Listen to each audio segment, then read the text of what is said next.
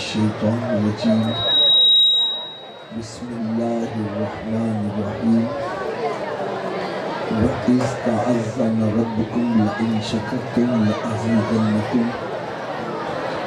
صدق اللہ العظیم وصدق رسولہ النبی الکریم الامین۔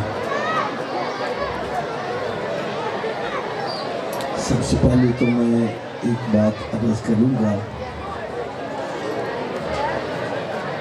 سرکار دو عالم نور مجسم صلی اللہ تعالیٰ علیہ وسلم کے ارشادات سننے کے لیے خاموشی کے ساتھ توجہ کے ساتھ سننا چاہیے۔ صحابہ کرام علیہم رضوان کی یہ کیفیت ہوتی تھی کہ سرکار صلی اللہ علیہ وسلم کے فرمان عالی شان کو سننے کے لیے اس قدر سکون کے ساتھ بیٹھ جاتے تھے کہ ان کے سروں پر پرندے آ کر بیٹھ جاتے۔ اس لیے میں سبھی حضرات کی خدمت میں اور طلباء کی خدمت میں، اور مجھے یقین جانو دکھ ہی ہو رہا ہے، ہماری اسلامی بہنیں بڑی پرسکون طریقے سے بیٹھے ہیں، تو میں اسلامی بھائیوں سے بھی عرض کروں گا بڑی توجہ کے ساتھ بڑے غور کے ساتھ آپ حضرات چند باتیں سماعت فرمائیں۔ سب سے پہلے تو میں مبارکباد پیش کرتا ہوں اس ادارے کی انتظامیہ کو، جنہوں نے سرکار دو عالم نور مجسم صلی اللہ تعالیٰ علیہ وسلم کا جشن ولادت منانے کے لیے خوبصورت محفل کا اہتمام کیا ہے، اور کرنا بھی چاہیے، کیونکہ اللہ رب العزت نے قرآن مجید فرقان حمید میں ارشاد فرمایا وَإِذْ تَعَذَّنَ رَبُّكُمْ لَئِنْ شَكَرْتُمْ۔ رب تعالیٰ نے ارشاد فرمایا اگر تم میری نعمتوں کا شکر ادا کرو گے میں تمہیں اور زیادہ نوازتا چلا جاؤں۔ اور یہ تو ایک اتنی بڑی نعمت ہے، اتنی بڑی نعمت ہے کہ میں اس کے لیے صرف اتنا اشارہ کر دوں، اللہ تبارک و تعالیٰ نے ہمیں اتنی نعمتیں عطا کی کہ رب تعالیٰ نے ارشاد فرمایا وَإِن تَعُدُّوا نِعْمَتَ اللَّهِ لَا تُحْصُوهَا، اگر تم میری نعمتوں کو گننا شروع کر دو تو شمار نہیں کر سکتے۔ رب تعالیٰ نے بے شمار نعمتیں عطا کی، لیکن کسی بھی نعمت پر احسان نہیں جتلایا۔ اگر احسان جتلایا تو صرف ایک ہی احسان جتلایا، فرمایا لَقَدْ مَنَّ اللَّهُ عَلَى الْمُؤْمِنِينَ إِذْ بَعَثَ فِيهِمْ رَسُولًا، اے مومنو میرا احسان مانو کہ میں نے محبوب اپنا تمہارے اندر مبعوث فرما دیا تھا۔ یہ اتنی بڑی نعمت ہے، اگر حقیقی بات بتلاؤں ہم اس کا جتنا بھی شکر ادا کریں ہم شکر ادا نہیں کر سکتے۔ جس نبی صلی اللہ علیہ وسلم کا امتی بننے کے لیے نبی بھی دعائیں کرتے رہے، رسول بھی دعائیں کرتے رہے، ہم نے دعا بھی نہ مانگی، رب نے پیدا ہی محبوب کا امتی بنا کے کر دیا۔ شکر خدا محمدی ہم کو بنایا امتی، ارے کس کو ملا یہ مرتبہ، صلی علی نبینا صلی علی محمدی۔ دوسری میری دعا یہ ہے کہ جتنے بھی اسلامی بھائی اسلامی بہنیں یہاں علم حاصل کرنے کے لیے آئے، اللہ تعالیٰ سب کو کامیابی اور کامرانی عطا فرمائے، اور جو اساتذہ اس ادارے کے جو اساتذہ ہیں، اور مجھے یقین جانو دل سے محسوس ہو رہا ہے کہ یہ بڑی محنت اور جانفشانی سے پڑھاتے ہوں گے، یہی وجہ ہے کہ الحمدللہ یہ اسٹرینتھ کافی نظر آ رہی ہے، تو یہ ادارے کا ایک اچھا نام ہوتا ہے جس کی وجہ سے لوگوں کا رجحان اس طرف ہوتا ہے۔ تو میں دیکھ رہا ہوں الحمدللہ ہماری اسلامی بہنوں کی تعداد اسلامی بھائیوں سے بھی زیادہ ہے، تو یہ ایک ادارے کا اچھا نام ہونے کی وجہ سے ہے۔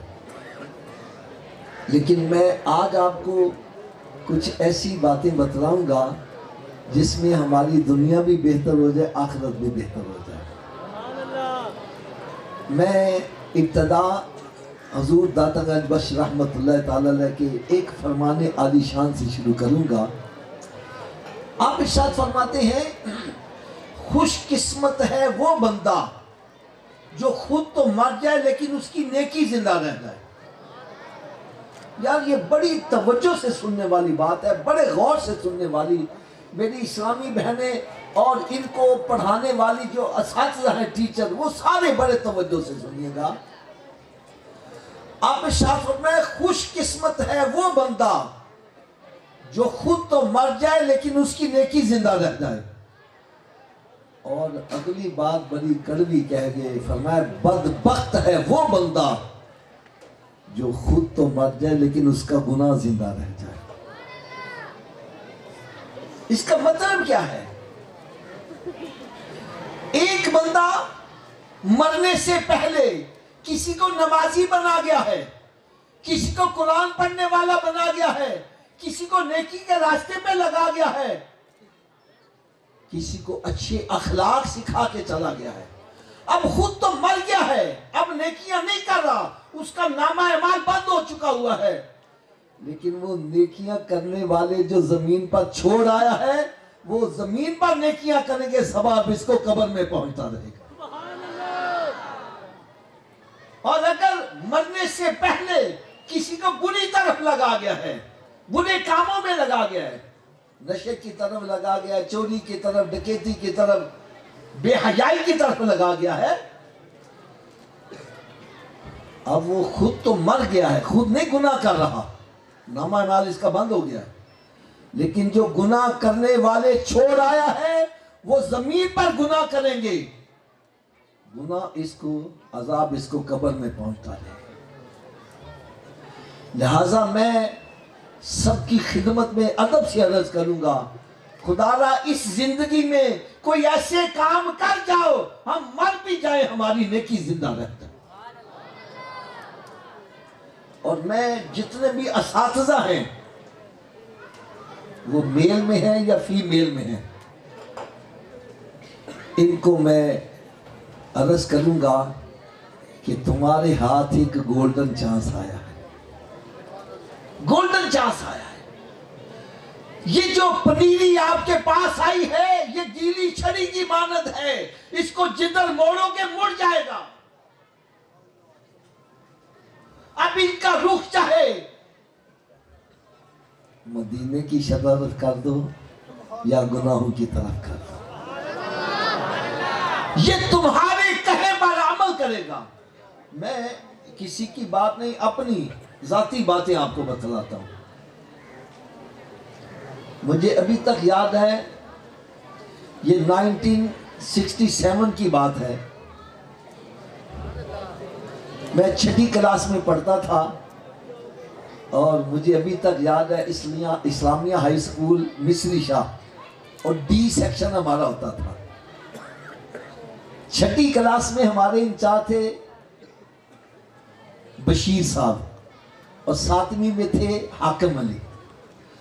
حضرت صاحب ان کا ایک کام تھا، صبح ہی کلاس میں کھڑے کر لیتے، بھائی جو نماز نہیں پڑھ کے آیا کھڑا ہو جائے۔ آج کل تو کلاسوں میں وہ ڈنڈے کا استعمال نہیں، اس وقت ہمارے ڈنڈے کا بڑا استعمال ہوتا تھا۔ حضرت صاحب سردیوں کے دن ہوتے، جب ہمارے ہاتھوں پر وہ جو چھڑیاں پڑتی، یار یقین جانو اس وقت سے الحمدللہ نمازی بنے ہوئے۔ ایسی انہوں نے تربیت کی، ایسی تربیت کی کہ آج تک نماز کا دامن نہیں ہاتھ سے چھوٹا۔ یار میں کہتا ہوں اگر ہماری اساتذہ اگر بچوں کی اس طرح تربیت کرے، اور کچھ نہیں، خالی صرف پوچھ ہی لیا بھائی نماز پڑھ کے آئے، یہ خالی پوچھ لینا کتنا بڑا عمل ہے، کتنے فائدے کا کام ہے۔ میں آپ کو بتلاتا ہوں، میں نے بی ایس سی کی گورنمنٹ کالج لاہور سے 1975 میں، تو کوئی اللہ والا مجھے ملا، انہوں نے کہا بیٹا تو قرآن حفظ شروع کر دے۔ میں نے بی ایس سی کے بعد قرآن حفظ کر دیا۔ قبلہ سید ابو البرکہ شاہ صاحب رحمت اللہ تعالی علیہ، ان کے پیچھے میں جمعہ پڑھتا تھا، تو آپ نے کہا بیٹا تو قرآن حفظ شروع کر. اچھا خاندان والے سارے مخالف تھے.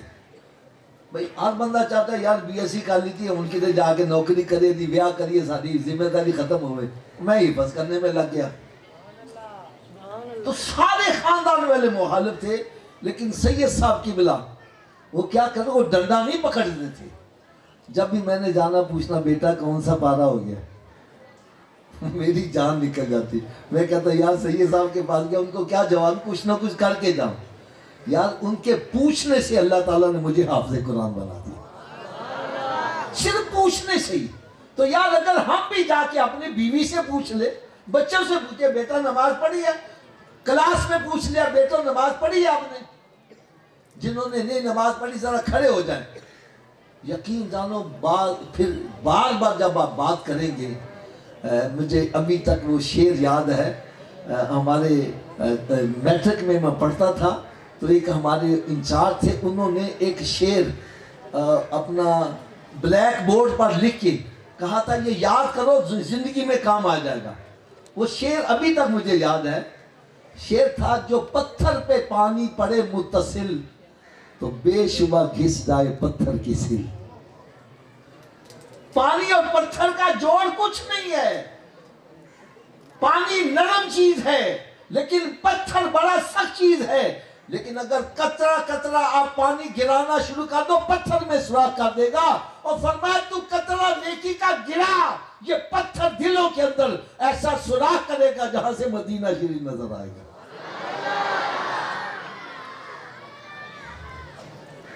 میرا حسن ظن ہے یہ سارے اساتذہ اس کی بھرپور کوشش کرتے ہوں گے, اور کسی کے بارے میں بدگمانی بھی نہیں کرنی چاہیے.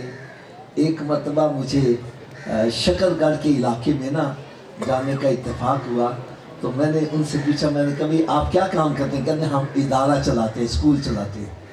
تو میں نے ان سے کہا, میں نے کہا کہ یار آپ اپنے بچوں کو نماز کی بھی دعوت دیا کریں.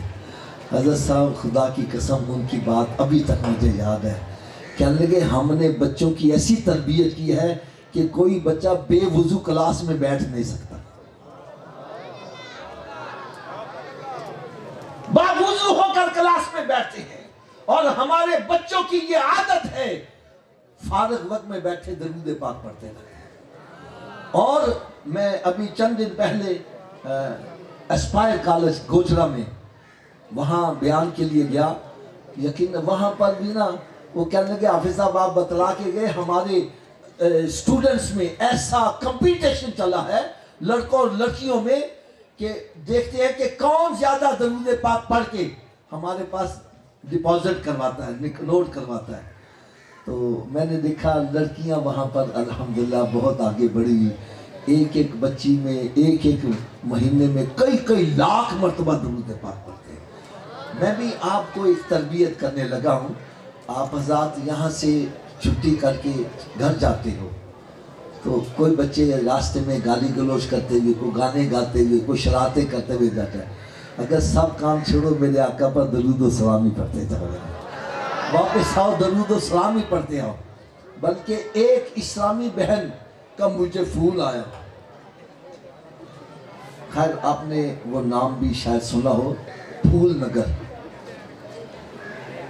مجھے کہنے لگے حافظ صاحب میں پریشان بڑی ہوں, میرے گھر میں کوئی بھی نماز نہیں, صرف میں ہی نماز پڑھتی ہوں, پریشان ہوں قیامت کے روز ان کا کیا بنے گا. میں نے کہا باجی نسخہ میں بتلا دیتا ہوں اور عمل تم کر لو, کرم نوازی رب تعالیٰ کر دے گا. اور میں تمام اسلامی بہنوں کی خدمت میں یہ عرض کروں گا یہ نسخہ آپ بھی نوٹ کریں اور پھر اس کے نتائج دیکھیے کتنے اچھے نکلیں گے. میں نے کہا باجی جب بھی کھانا پکایا کرو باوضو ہو کے پکایا کرو, اور جتنی دیر کھانا پکاتی رہو میرے آقا صلی اللہ علیہ وسلم پر درود و سلام پڑھتی رہا کرو. یا چند دن کے بعد مجھے فون آیا, حافظ صاحب درود پاک کی برکت سے میرا سارا گھرانہ نمازی بن گیا ہے. میں کہتا ہوں آج اگر ہماری اسلامی بہنیں صحیح ہوتے, خدا کی قسم ان کی گو سے آج بھی اللہ کے ولی پیدا ہو سکتے. یہ آپ کے ہاتھ میں ڈول ہے, یہ بچیاں گیلی چھڑی کی مانند ہے, ان کا رخ ذرا مدینہ شریف کی طرف موڑو. میں ایک سمجھانے کے لیے مثال دے دوں، وہ بھی تو ماں ہی تھی نا، بیٹے سے کہتی ہے بیٹا نماز پڑھا کر، بیٹا کہتا ہے ماں نماز پڑھنے سے کیا ملتا ہے؟ ماں کہتی ہے بیٹا شکر ملتی ہے۔ کیا ملتی ہے؟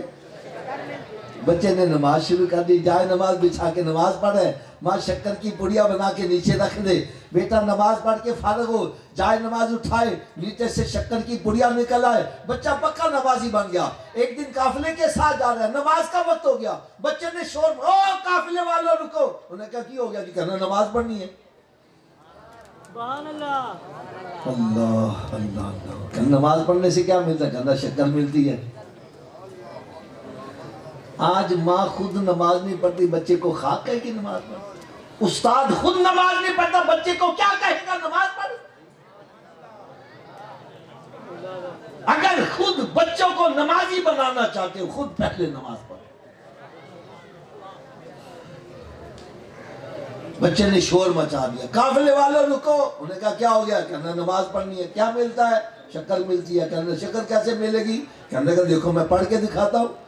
اس نے جائے نماز بچھایا، نماز شروع کر دی، ادھر بچہ نماز پڑھ رہا ہے، ادھر ماں نے سجدے میں سر رکھا ہے، یا اللہ میری لاج رکھ لے، یا اللہ میں تو وہاں نہیں جا سکتی، تو تو علم و قدرت سے ہر جگہ موجود ہے، یا اللہ میری لاج رکھ لے۔ فرماتے ہیں پہلے بچہ نماز پڑھ کے جائے نماز اٹھاتا تھا، شکر کی پڑیا نکلتی تھی، آج جائے نماز اٹھایا پورا جائے نمازی شکر کا بنا ہوا ہے۔ یہی بچہ آگے چل کر بابا فرید گنجے شکر بن گیا ہے۔ یار مائیں اچھی ہو تو آج بھی ان کی گود سے اللہ کے ولی پیدا ہو۔ ایک تو میں عرض کروں گا اپنے اساتذہ سے ہاتھ باندھ کر کہ خدا را آپ ایک رول ماڈل بنے، آپ شاگردوں کی نظر میں ایک اسپیسیمن ہوتے ہیں، ایک نمونہ ہوتے ہیں، جیسا استاد کرتا ہے بچے بھی ویسی حرکتیں کرنے کی کوشش کرتے ہیں۔ اگر آپ نیک ہو جائیں گے، آپ کی وجہ سے جتنے بچے نیکی کی طرف آئیں گے، یہ آپ کے لیے صدقہ جاریہ بنتا چلا جائے گا۔ دوسری بات میں نے جو اپنا اسٹوڈنٹ سے کرنی ہے، اسٹوڈنٹ سے آپ حضرات بھی اگر چاہتے ہو ہم پڑھائی میں کامیاب ہو جائیں، پڑھائی میں کامیاب ہو جائیں، تو میں اس کے لیے چند ایک نقطے بیان کروں گا، پھر انشاءاللہ تعالیٰ دعائے خیر کر لیتے ہیں۔ سب سے پہلی بات، ایک بچہ چاہتا ہے میں امتحان میں کامیاب ہو جاؤں، میرا ذہن تیز ہو جائے، میں جو بھی پڑھا کروں مجھے یاد ہو جایا کرے، میں شائننگ بچہ بن جاؤں، میرا حافظہ تیز ہو جائے۔ ہر اسٹوڈنٹ یہی چاہتا ہے نا؟ بولو تو صحیح، یہی چاہتا ہے نا؟ تو پھر نسخہ سن لو گا، جو بچہ چاہتا ہے میرا حافظہ تیز ہو جائے، اس کو چاہیے کہ گناہوں کو چھوڑ کر نیکی کے کام کرنا شروع کر دے۔ عصیان سے نسیان ہوتا ہے، ارے گناہ کرنے سے حافظہ کمزور ہو جاتا ہے اور نیکیاں کرنے سے حافظہ تیز ہو جاتا ہے۔ اگر میری بات سے آپ کو اتفاق نہیں ہو رہا، میں فیصلہ آپ سے ہی کرواؤں گا، آپ سے ہی فیصلہ کرواؤں گا۔ ایک بچہ رات کو سونے سے پہلے 2-3 گھنٹے فلمیں ڈرامے دیکھتا رہتا ہے، اور اس کے بعد اب کتاب کھول کے بیٹھے گا، آنکھوں کے آگے کیا آئے گا؟ مجھے بولو یار، کتاب کی سمجھ آئے گی؟ بولو تو صحیح۔ اور اگر یہی بچہ نماز پڑھے، قرآن پاک کی تلاوت کرے، ارے جب کتاب کھول کے بیٹھے گا اس کے ذہن میں نقش ہوتی جائے گی، دل میں اترتا جائے گا، اس سے پتہ لگا گناہ کرنے سے حافظہ کمزور ہوتا ہے اور نیکیاں کرنے سے حافظہ تیز ہو جاتا ہے۔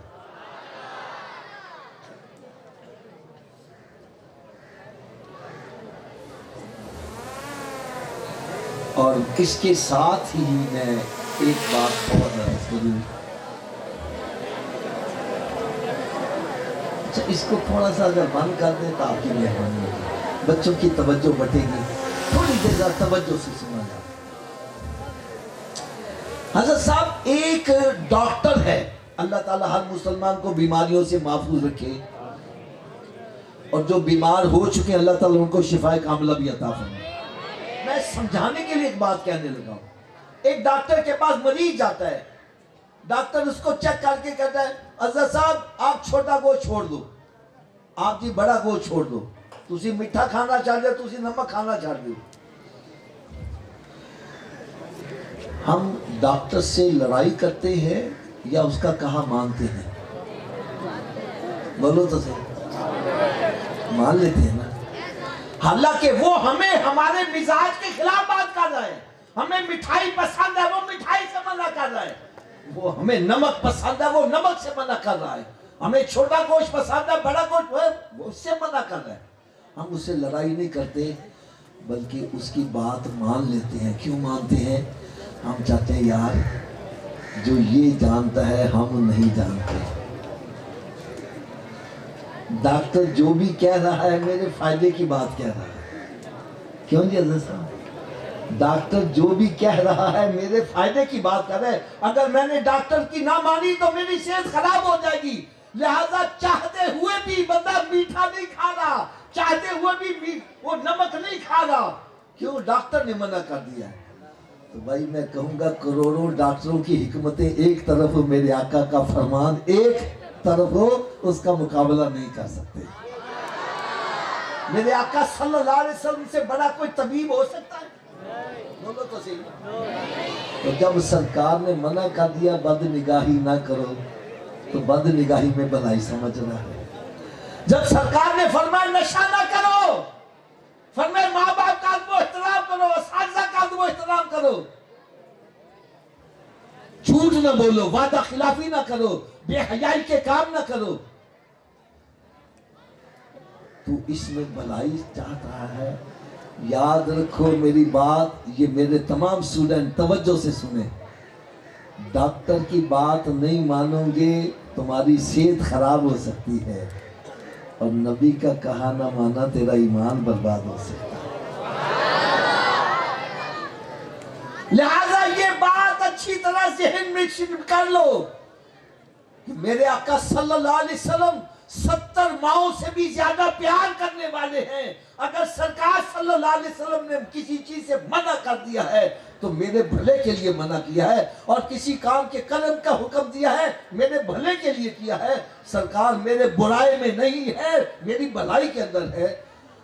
تو بھائی آج کتنے ڈاکٹر منع کر رہے ہیں اے موبائل دا پیچھا چھڈو, موبائل دا پیچھا چھڈو. ہم نہیں چھوڑ رہے.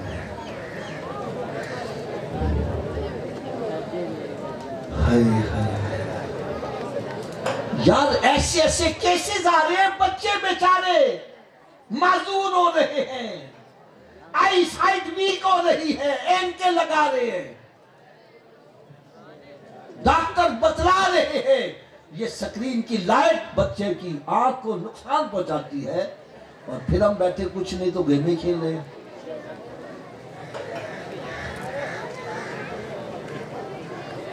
چلے میں آپ سے ایک سوال کر لیتا ہوں, گیمیں کھیلنے سے ثواب ملتا ہے؟ اونچی بولو یار. تو جتنی دیر آپ گیمیں کھیلتے ہو اتنی دیر میرے آقا پر درود و سلام پڑھو یار. یار ایک نوجوان لڑکا, اس نے یار مجھے بات سنائی. یہ سارے اسٹوڈنٹ بڑی خوش سے اور توجہ سے آپس میں گفتگو کرنے کی بجائے نہ میری بات توجہ سے سن. تھوڑی دیر یہ بچہ پیچھے جو وہ ادھر منہ کر کے بول رہا ہے, اس کو ذرا منع کرو. اللہ معلوم اگر تیری بات ضروری ہے تو میں پیچھے آ جاتا ہوں, آپ یہاں آ کے بیان کر لو. تھوڑا سا یار توجہ سے سنیں. آپ بھی دیکھو نا یہ پیچھے توجہ کے ساتھ. ایک نوجوان لڑکا مجھے کہنے لگا حافظ صاحب آپ پچھلی مرتبہ جو بیان کر کے گئے تھے نا کہ گھر سے نکلو ڈیوٹی پر جاتے ہوئے درود پاک پڑھتے جایا کرو, تو کہنے لگا میں نے اس پہ عمل شروع کر دیا. کہنا میں گھر سے نکلتا پوری ڈیوٹی پر راستے میں درود پاک ہی پڑھتا جاتا. پھر کہنے لگا بیسیکلی میں کارپینٹر ہوں, ہاتھ سے کام کرتا رہتا, زبان سے درود پاک ہی پڑھتا رہتا. کہنے لگا مجھے درود پاک میں اتنا مزہ آیا, اتنا لطف آیا کہ میں نے دوست احباب سے مذاق مسخری اور گندی باتیں چھوڑ دی, وہ بھی وقت میں نے درود پاک کو دے دیا.